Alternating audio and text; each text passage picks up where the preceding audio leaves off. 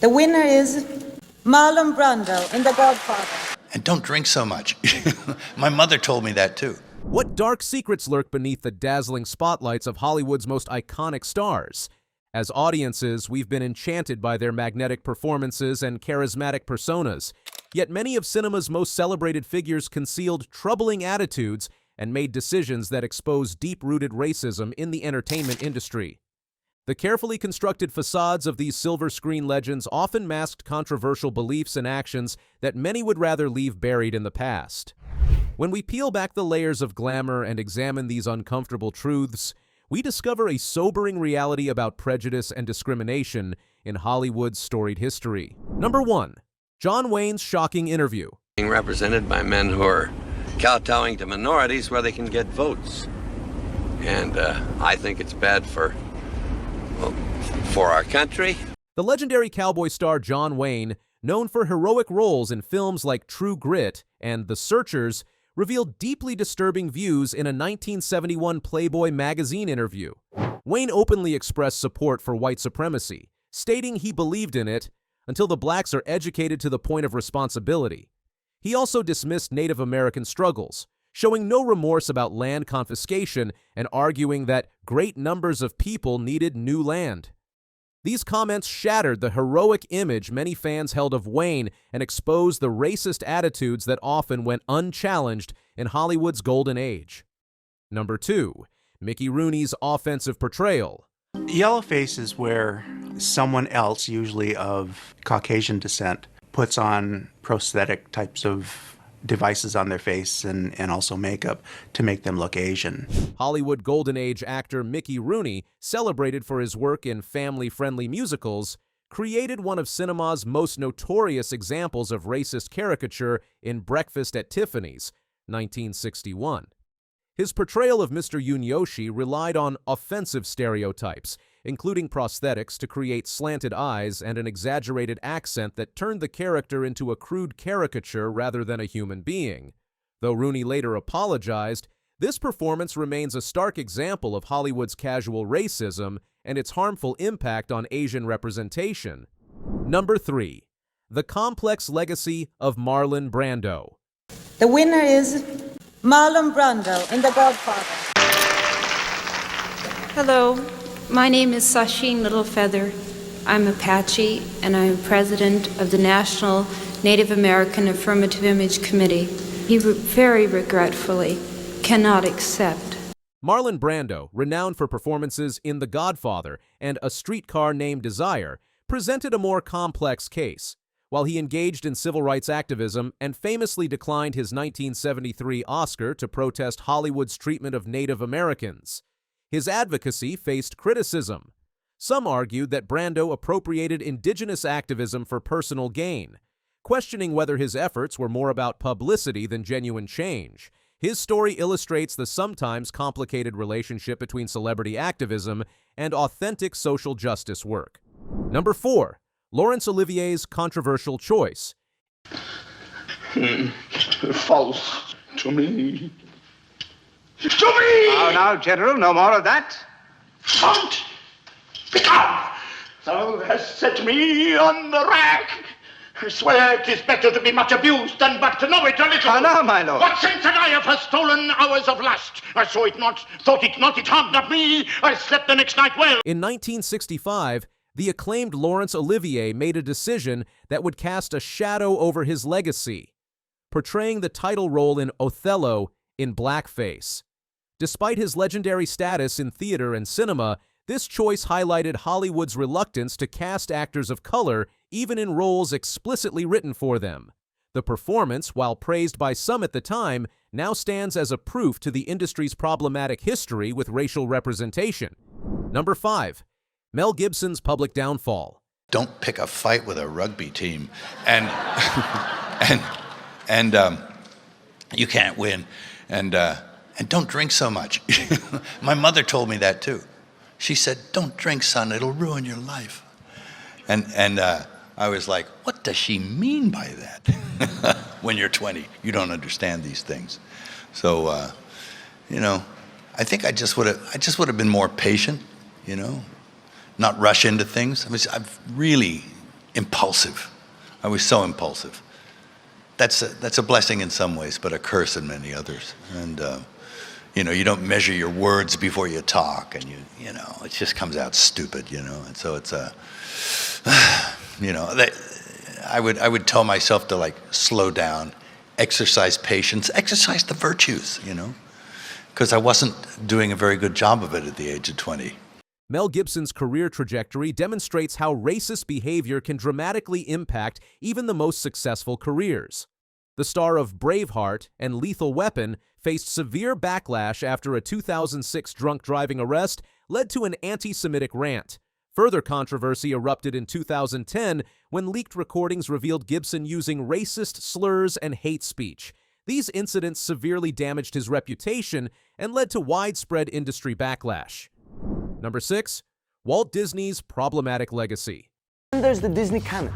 You've probably noticed the vast amount of racist content Disney has produced for nearly a century now. We're talking beloved films and programs that have been consumed and idolized by generations of children, like Aladdin, Pocahontas, and Dumbo. And the racism, I mean, the list goes on.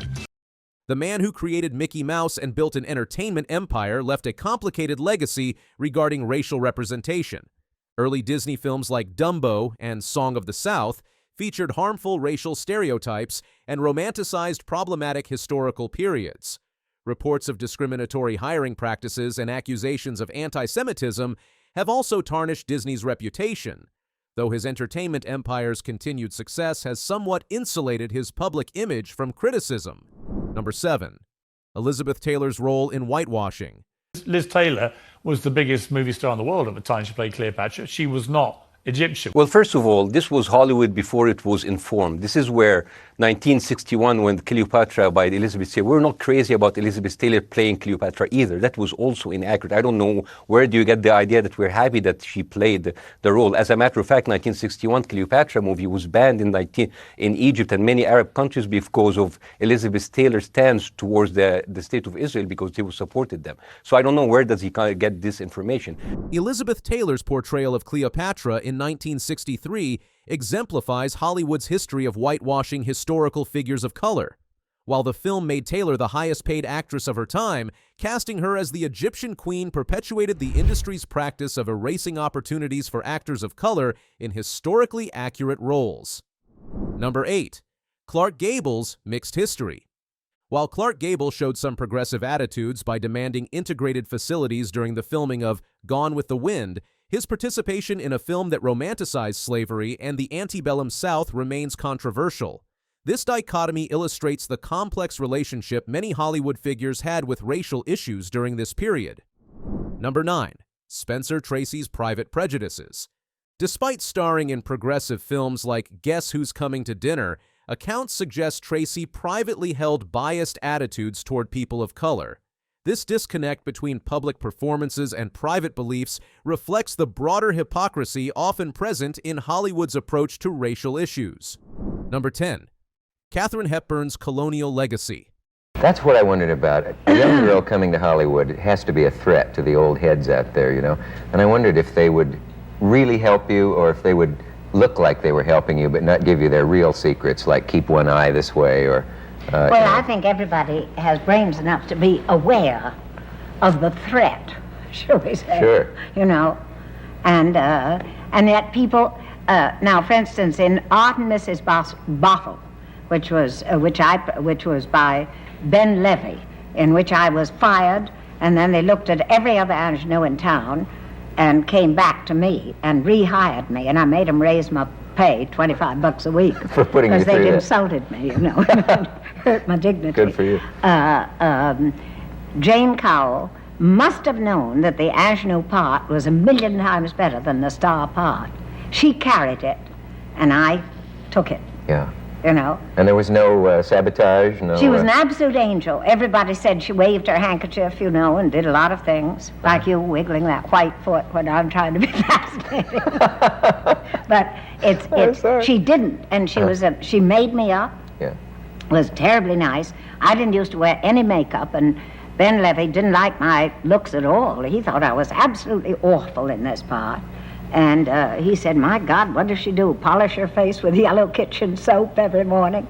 And she took me in, and she said he's used to English girls, you know, who present themselves in a softer way. So she tried to soften me up, but I got fired anyway. We've always heard stories about powerful leading ladies who said, get rid of that new kid. You know, Never, she's never, gonna- never. Never happened to Never, you? never. Leslie Howard fired me. He said, get rid of that kid fast. What'd you do to I him? said, well, I didn't do anything to him, but I was an inch taller than he was. That's unforgivable. The celebrated actress participated in films like The African Queen, 1951, that perpetuated colonial attitudes and relegated African characters to the background. While Hepburn broke ground for women in Hollywood, her work sometimes reinforced problematic narratives about race and colonialism. Number 11. Charlie Chaplin's Mixed Messages. Though Chaplin used his platform to critique social injustice, some of his films contained stereotypical depictions of ethnic minorities. This contradiction shows how even progressive voices of the era could simultaneously challenge some forms of oppression while perpetuating others.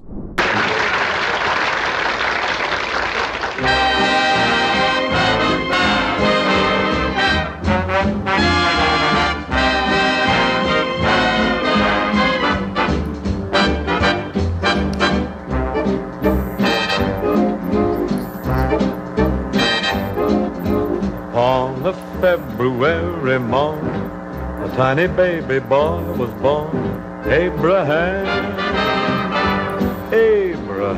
Number 12. Bing Crosby's Complicated Relationships. Despite collaborating with black artists like Louis Armstrong, Crosby faced criticism for maintaining patronizing attitudes toward his black co-stars. His participation in blackface performances in films like Holiday Inn reflects the casual racism prevalent in entertainment at the time. Number 13. Judy Garland's early career. The beloved star of The Wizard of Oz appeared in blackface in the 1938 musical Everybody Sing, demonstrating how even beloved figures participated in racist entertainment practices early in their careers. Number 14. Henry Fonda's Western roles. Though known for portraying justice-seeking characters, Fonda participated in Western films that perpetuated harmful stereotypes about Native Americans. His silence on racial issues, combined with these role choices, complicates his legacy as a liberal Hollywood icon. Number 15. Shirley Temple's early films. America's most famous child star appeared in films that featured racist imagery and stereotypes, particularly in her collaborations with Bill Bojangles' Robinson, which reinforced problematic racial hierarchies despite their groundbreaking dance sequences. Number 16. Fred Astaire's Problematic Tribute. The legendary dancer performed in blackface for Bojangles of Harlem in Swing Time, 1936, supposedly as a tribute to Bill Robinson. This performance exemplifies how even well-intentioned homages could perpetuate racist traditions. Number 17. George Clooney's Contemporary Challenges. Though known for social activism, Clooney has faced criticism for seemingly downplaying Hollywood's diversity issues. His case shows how even modern progressive figures can struggle to effectively address systemic racism in the industry. Number 18. Brad Pitt's complex involvement. While Pitt has produced important films about racial issues like 12 Years a Slave, he has faced criticism for perpetuating white savior narratives and participating in projects that appropriate other cultures. Number 19. Julia Roberts' casting controversies. Roberts' casting in films like The Mexican highlighted Hollywood's tendency to choose white actors for roles that could have gone to performers of color, contributing to ongoing discussions about representation in the industry. Number 20. Emma Stone's recent controversy. Stone's casting as a character of Asian descent in Aloha represents a contemporary example of Hollywood's continuing struggles with whitewashing and authentic representation, showing how these issues persist in modern cinema. This examination of Hollywood's racial history reveals a pattern of problematic behavior that spans generations, from the overt racism of early cinema to more subtle forms of discrimination in contemporary Hollywood. These examples demonstrate how the entertainment industry has both reflected and perpetuated racial inequities. While some stars have worked to challenge these practices, others have contributed to their continuation, either through active participation or passive acceptance. The legacy of these actions continues to influence discussions about representation, casting, and storytelling in Hollywood today. As the industry grapples with demands for greater diversity and inclusion, these historical examples serve as important reminders of why such changes are necessary and how deeply rooted these issues are in entertainment culture. Understanding this history is crucial for ensuring that future generations of filmmakers and performers can work toward creating a more equitable and representative industry. These cases also highlight the importance of examining even beloved cultural figures with a critical eye, recognizing that talent and popularity do not excuse harmful behavior or choices. As Hollywood continues to evolve, these lessons from the past can guide efforts to create more inclusive and respectful entertainment that truly reflects and serves all audiences. Even when I met Jay-Z and I signed to Rock Nation, the first thing he told me to do is get plastic surgery. I'm not insecure because I would have got plastic surgery. So their argument of Maya's fucking insecure, that's why she needs to fucking massage her ego, fails. 1 minute ago, MIA, a talented artist known for pushing boundaries in the music industry, has decided to break her silence about Beyoncé, Jay-Z, and their alleged connections to some of the most controversial figures in entertainment. This story goes deeper than typical industry drama, touching on everything from custody battles to mysterious partnerships. Before we start the video, make sure to like, comment, and subscribe to our channel for more interesting content. The controversy began to unfold when MIA made some striking allegations about Beyoncé's relationship with Diddy, bringing attention to connections that had been hiding in plain sight. Jay-Z and Diddy's friendship has been well documented over the years, but according to recent revelations, Beyoncé's own relationship with Diddy may have run deeper than many realized. The news is spreading like wildfire. Check out what Shadow of Ezra just tweeted. Singer MIA has made new claims against Jay-Z and Beyoncé, accusing them of pressuring her to undergo plastic surgery and participate in satanic rituals to boost her career. According to MIA, these rituals included drenching herself in blood, covering herself in black goo, or wearing devil horns, all in the name of selling records.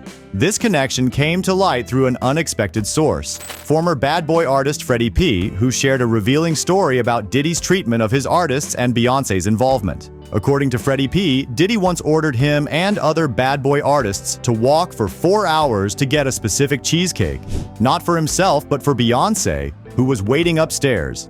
This seemingly simple story actually reveals the complex power dynamics at play, showing how Diddy would go to extreme lengths to accommodate Beyoncé's requests, even at the expense of his own artist's dignity.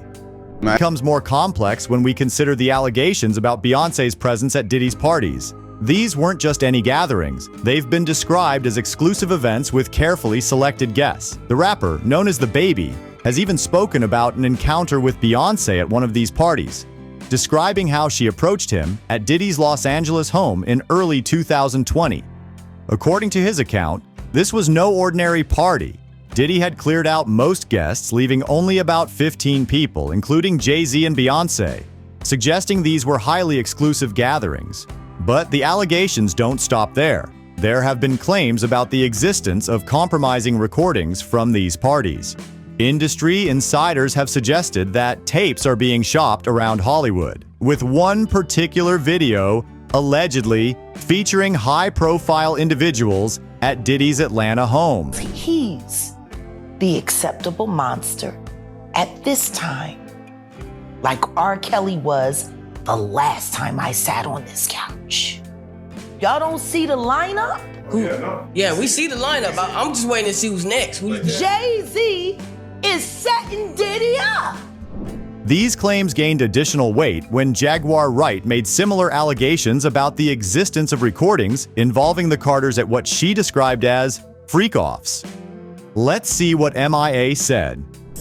Fails because you turn around and ask those motherfuckers, what women do you know who hasn't had plastic surgery around you? All of them have. I'm the only one who didn't, which already proves the fact it's not insecurity.